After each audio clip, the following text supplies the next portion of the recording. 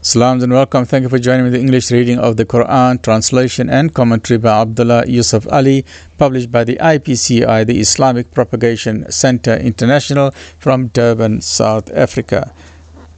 We are busy now with chapter number 24, which is known as Surah Nur, magnificent, beautiful chapter, and we are busy with part number 4. A'udhu billahi minash shaitanir rajim. Bismillahir rahmanir rahim. O you who believe, Ya ayyuhalladhina amanu, follow not Satan's footsteps. If any will follow the footsteps of Satan, he will but command what is shameful and wrong.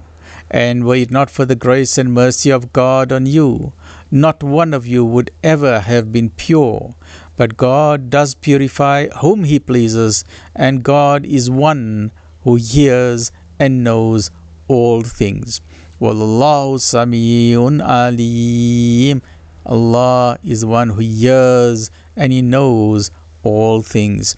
And let not those among you who are endued with grace and amplitude of means resolve by oath against helping their kinsmen, those in want and those who have left. This is in reference to Abu Bakr Siddiq radiallahu anhu, when he heard that one of the people that he used to always help was one of his family people. He used to help him with charity and so on.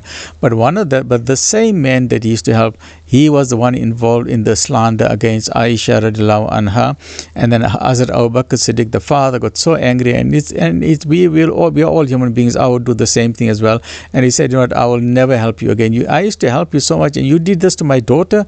What's wrong with you? I'm not going to help you anymore. Every month I'm giving you money and helping you pay your groceries and your petrol and your light bill, and this is what you do. Is this how you give me thanks? So then when he said that, when he made that oath that he's not going to help this anymore, then this verse was then revealed to say that no, don't do that. If you've got the money, Allah has given you money, Allah has given you wealth, Allah has given you honor and dignity. Abu Bakr Siddiq, help those people. So then Abu Bakr Siddiq, then he took back his oath, and then that same person who tarnished the name of his daughter, Abu Bakr Siddiq, then continued to help him. But let's look at the footnotes, and then before we continue with this, 2971. Note the refrain that comes 4 times in this passage. Were it not for the grace and mercy of God, each time it has a different application. In 24:10, it was in connection with the accusation of infidelity by one of the spouses against the other. They were reminded of God's mercy and warned against suspicion and untruth. Then in verse 14, the believers were told to be wary of false rumors, lest they should cause pain and division among themselves. It is God's grace that keeps them united. And here in this verse is an admonition for the future. There may be conspiracies and snares laid by evil against simple people. It is God's grace that protects them. And in verse 21, the general warning is directed to the observance of purity and act and in thought concerning oneself and concerning others. It is only God's grace that can keep that purity spotless, for He hears prayers and knows all the snares. I think I'm reading the wrong one. I thought it was 71, but I think it looks like 74. Okay, this is one here. I apologize for that. I want to read actually this one here. I was reading the wrong one. This is 274. The writing was not too clear. My vision is not too good, right? The immediate reference was to Hazrat Abu Bakr Siddiq, the father of Hazrat Aisha radiallahu anha. He was blessed both with spiritual grace from God and with ample means. He was a wealthy person, which he always used in the service of Islam and of Muslims. He used to free so many slaves, he used to buy the freedom, and he used to help the poor, the widows, the orphans. He was a very charitable person, was a very kind person, very good-hearted person. But one of the slanderers, one of the people involved in the slander of Hazrat Aisha radiallahu anha, turned out to be mixed up. A cousin of Hazrat Abu Bakr Siddiq, whom he had been in the habit of supporting. So his cousin, Abu Bakr Siddiq, used to help his cousin out, but the same cousin was involved in the slander as well. So naturally, Hazrat Abu Bakr Siddiq wished to stop that help, and he said, I'm not going to help you anymore. But according to the highest standards of Muslim ethics, he was now asked by Allah subhanahu wa ta'ala to forgive and forget what his cousin did. And then Abu Bakr Siddiq then forgave him, with the happiest results to the peace and unity of the Muslim community. So there was no fracture in the two houses. So it's not that they stopped visiting each other or stopped seeing each other, but now Hazrat Abu Bakr Siddiq continued to help them as well. But there's a general application holds for good for all times. So this is a universal application. So if you've got money and if you are wealthy And if you find someone in need, then please help them out. Even if they have done some mistakes, even if they've done some mistakes, overlook and forgive. Because don't you want Allah to forgive you? Don't you want Allah to be generous with you? If you are generous with someone else, Allah is generous with you. If you help someone in need or is in difficulty, Allah will help you not only in this world, but on the day of Qiyamah when you need help, right?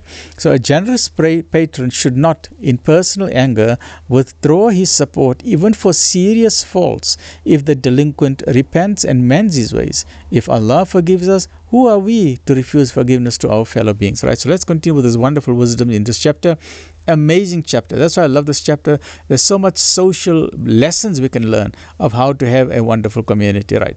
So let not those among you who are endued with grace and amplitude of means resolve by oath against helping their kinsmen, their family and friends, and those in want, and those who have left their homes in God's cause. Let them forgive and overlook. Do you not wish that God should forgive you? For God is oft forgiving, most merciful. Wallahu ghafurur rahim. Those who slander chaste woman, indiscreet but believing, are cursed in this life and in the hereafter. For them is a grievous penalty. On the day when their tongues, their hands, and their feet will bear witness against them as to their actions, on that day God will pay them back all their just dues, and they will realize that God is the very truth that makes all things manifest.